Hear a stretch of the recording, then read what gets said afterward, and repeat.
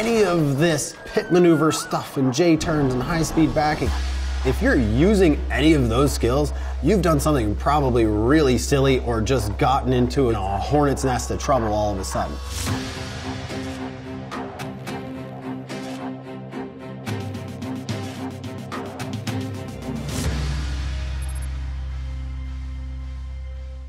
My name's Wyatt Knox, and I'm the Special Projects Director here at the Team O'Neill Rally School.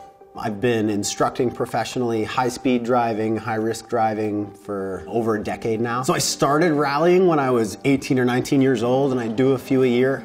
2012, I did the entire national US championship and I won two-wheel drive. The definition of rally racing, getting from point A to point B quickly with the vehicle still running underneath you, is basically the definition of tactical driving. Tactical mobility in a nutshell is basically having excellent car control so that if something happens, you know you're capable of handling your vehicle and its occupants safely, and also being able to respond to other potential happenings depending on what sort of a mission you might be involved in. For the most part, the folks that we put through these types of courses here at the Rally School are with the United States and friendly governments, venturing into special operations folks who spend a lot of time in some pretty rough places around the world. Disclaimer, a lot of the stuff that we're doing here on our private 600-acre facility hidden away in the mountains of New Hampshire is training folks for high-risk environments overseas. It's definitely not for the roads of America and that sort of thing.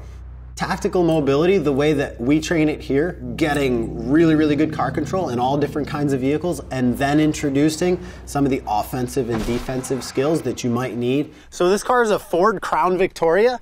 It makes a really excellent training platform for us because it's representative of so many heavy American rear-wheel drive automatic vehicles that are commonly used by, security professionals. A rear-wheel drive car like this, when you accelerate, the rear tires spin and the back end of the car swings all over the place. So it's really good for training and getting into a bunch of skids and sliding around and learning how to handle that. We do weld on these big heavy-duty steel bumpers so that we can run into each other without doing so much damage, but they've got good suspension and really thick wheels and tires and stuff from the factory. We have snow tires on this one. You can see it's met some of the other cars, and then we just do the big steel bumpers in the back. All right, so we're gonna set up a course out here, take this car out and run through some representative scenarios that you might find out in the real world. All right, coming back at you.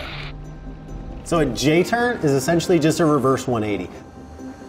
You're gonna use a J-turn if you're driving along down the road and up ahead, for whatever reason, you see something you don't like. You'd much rather be going the other direction quickly. J-turns, it's kind of a Hollywood move. You see it a ton in action movies and TV shows and that kind of thing. It's not something that a lot of people are really going to use operationally overseas, especially if you're in, an armored SUV. Are you going to do a J-turn? No, it's going to flip over. If you're in a congested urban area, are you going to do a J-turn? No, you're going to run into something. But if you've got enough area and you've deemed, hey, we need to be going backwards at high speed right now, the more tools you have in the toolbox, the better off you're going to be.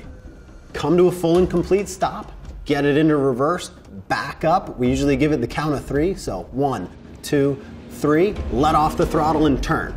Add a little bit of brake and you can get the car to snap around nice and quick. While it's rotating, engage drive, straighten the wheel and get out of there. The pit maneuver is basically a pursuit technique when you need the vehicle that is in front of you to either get out of your way or come to a stop. It's necessary to do that by doing as little harm to your own vehicle as possible. Here comes, looks like they might try a pit here, getting up on the right-hand side. He'll get up there. There it is, there's the pit maneuver coming to a stop. In order for the police to use it, it's considered use of deadly force here in America. So unless whatever that person has done warrants that, you're not gonna see that, but you will see it, very commonly overseas. You can do a pit maneuver on either side of the vehicle. The reason that most folks in the United States, the police departments used to train, match your left front to their right rear, is because it's easier for the driver and you're spinning them away from oncoming traffic for, police department use. Say this is your target vehicle for a pit maneuver, kind of the sweet spot that you're going for is right in this area right here. If you're too far to the back, chances are you'll just damage the car without actually spinning it out enough. And if you get up into the wheel and that sort of thing, you're gonna do a lot of damage to your own vehicle and it might not work out so well.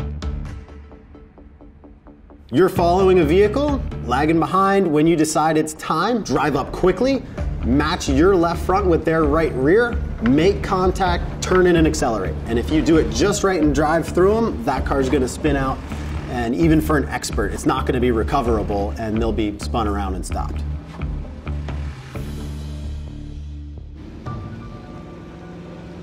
A much more useful skill than being super good at J-turns is actually just being able to back up at high speed. If you're in an urban environment and you need to back around, back through traffic and parked vehicles, you're not gonna be doing J-turns. When you're backing up, a lot of the engineering that's gone into making your car perform the way that it does is working against you. Whenever you're in reverse, your car's rear steering. If your car is rear wheel drive, now it's front wheel drive. Even the way that the brakes work and everything else, cars are not designed to drive quickly backwards, and most drivers are just not great at it. The easiest sneaky trick is to get your left arm over the seat belt, brace your left foot kind of over where the dead pedal might be, and turn yourself around in the seat, as much as possible. And my hand is at what would be 12 o'clock if the wheel were straight. I'm not very good at high-speed backing. I would need one more attempt. It's terrible in the ice. You've got to be good with your mirrors. So hopefully you've got them adjusted and you've got a little bit of wherewithal, and it's not that tricky. It's nice. You got both hands on the wheel, watching your left side and your right side and backing through, traffic or around some obstacles. And the best thing you can do is get backed into a side street or an alleyway or something like that. Get it into drive so you can really get some speed up and get out of there. If you're ever the passenger in a vehicle and for whatever reason the driver becomes incapacitated to the point where they're no longer able to operate that vehicle anymore, somebody's diabetic or if they're prone to seizures or anything like that, that's where hopefully you've practiced the driver down drill. You're in the passenger seat, something happens, and you realize that the driver is no longer able to operate the vehicle appropriately. First step is get your belt off and reach across to grab the handle on the door. Not the handle that opens it, but like the safety handle. And that'll just help kind of hold them in position while you scoot over, basically sweep their legs out of the way, and you're gonna be operating the pedals with your left foot only and the steering wheel with your right hand only. The way that we train it is, you've actually got to get through some exercises like that so that you're pretty capable and you can make it around a few turns and then get the vehicle to a stop. I feel much better now. Oh, yeah, no, here, yep, no problem, yep. Some of the folks that are headed overseas to pretty hostile environments will train the same drill, but with, 3 men in the car, 4 men in the car. The driver down drill at that point turns into passenger takes control, rear seat gets the driver out, do what you can for them, passenger moves completely into the driver's seat, car continues driving. Most drivers out there on the street are probably just okay driving around with perfectly normal, kind of unaltered vehicles. But it's good to be able to do some of these things and to go through this training and have those skills and know how to prepare vehicles so that if for some reason you do need to just drive at the limit or get through some different situations, you've got those skills. Personally, when I'm looking for a vehicle, I either select an older vehicle that doesn't have ABS and traction control and that sort of thing, or at least an older vehicle. It's usually easy to disable. In this 2002 or 3 Subaru, I can pull a fuse or two, and in about 30 seconds, we're analog, no electronics, ready to go, have a good time, slide around corners. Basically, driving with ABS and traction control is like swimming with a life jacket on. It's really easy to swim and you can swim around just fine, but ABS and traction control limit your car's performance a dramatic amount on a slippery road. You can't really stop that well. You can't get uphill sometimes. It can be frustrating. But ABS and traction control and also stability control, they're all wonderful systems and they've definitely saved lives. So the first time you approach an unfamiliar vehicle, there's kind of a little checklist that you can do, even if you just have a second to look at one side or do a quick walk around. Number one's always gonna be tires. What kind of condition are they in? Do they have air in them? Or do they have tread? So a winter tire is much softer rubber, like a pencil eraser almost. You can hit it with your thumb and kind of squish it around, and that's what you're looking for in very cold temperatures to stay stuck to the road. Just gauging the tire pressure, usually you can give it just the thumb test is just pushing in on the middle of the sidewall and you should get, you know, a 1/4 inch of deflection or so. Too hard's not really a problem. If it's too soft, it'll overheat and you'll have a blowout. If a car like this might be strange to you, get yourself in, get your seat and your steering wheel properly adjusted and adjust your mirrors. It's really the silly stuff that ends up biting people. The mirrors haven't been adjusted, or you don't know where the wipers are and you hit a big mud puddle and then you're turning the headlights on and whacking the stereo and trying to figure it all out. It really only takes 30 seconds to a minute of sitting in a car to make yourself kind of happy with it and you're good to go. So what we've got here is a Subaru WRX. It's an all-wheel drive turbocharged car. We don't have any ABS or traction control active on this. It's fully analog. We're gonna take this car, put it through its paces and a few exercises out here at the rally school. All right, just roll my windows up. It's gonna get a little slushy. Most of the skills that we're teaching here at the rally school are rally-based skills. The Scandinavians came up with left foot braking for the most part, using left foot braking in front wheel drive cars to get around corners faster, doing the pendulum turns, you know, it's called the Scandinavian flick by most people, intentionally chucking the car sideways to get around corners. They were really the early masters of this kind of car control, and it's developed since then.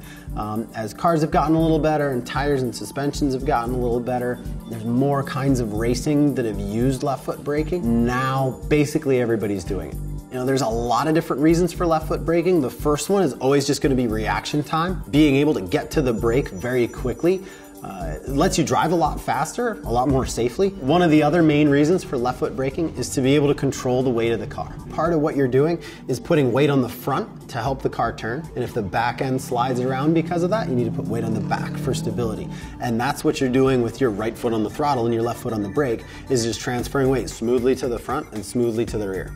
There's a common misconception in the world right now that a skidding car is out of control, because if you skid, you'll crash. And the truth is, there's a huge amount of gray area there where you're skidding around and you're sliding a car, but you're well under control. And that's really where you're getting the most performance out of, you know, any vehicle. If you watch a dirt bike, they're always spinning tires and locking tires up and sliding around corners. It's the same with cars. It's just people have forgotten how to do it. Most people were never taught how to do it. And now most cars come with systems that don't even allow you to do it. One really important skill to have if you're traveling to these high-risk environments is to be able to move other objects and/or vehicles out of your way as necessary. Going hot. If you need to breach a barricade with a vehicle or get through some kind of roadblock, the most important thing is knowing where the strong points on your car are. And those are going to be your two frame rails in the front. Sometimes they're closer together, or further apart, or higher up or lower down. And you're going to want to line those up directly with whatever it is you're trying to move out of the way. With a vehicle blocking the road, you're going to line up one of your frame rails with the rear wheel of the vehicle that you're trying to move. If you happen to see that it's a pickup truck that's freighted down in the back, sure, go for the front. Whichever end looks lighter, usually it's the back, that's where you're gonna wanna square up with and push out of the way.